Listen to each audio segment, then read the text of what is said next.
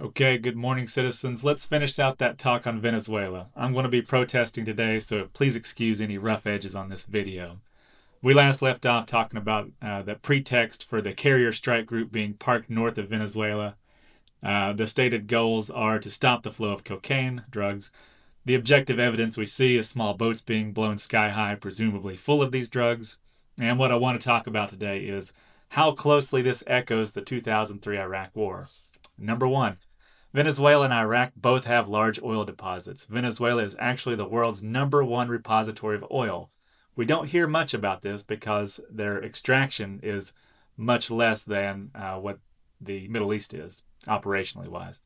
Number two, Venezuela and Iraq both pushed out Western oil companies like Chevron and Exxon when they nationalized the oil industry. That was 2007 for Venezuela, 1972 for Iraq with Saddam Hussein. Number three, Venezuela and Iraq both have brutal dictators friendly to American adversaries. True statement. Number four, while Iraq had weapons of mass destruction, Venezuela has cocaine.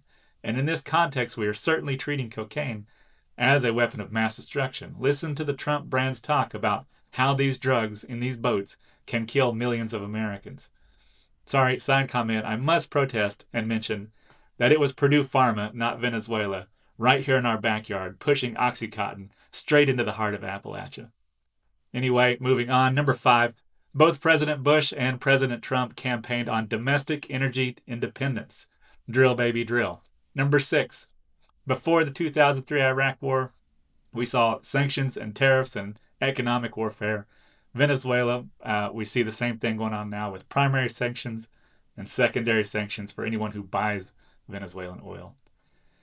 President Bush, however, would go on to fight that foreign war against Iraq, and we would go on to learn that the threat of weapons of mass destruction weren't really a threat. And then we would all justify it because Saddam Hussein was a brutal dictator anyway, so why not? And after 8 years of spilling American blood and treasure, the war ended and Exxon and Chevron got to quietly resume operations on those Iraqi oil fields. Citizens of the jury, the verdict is still out on whether we are sleepwalking into another oil war.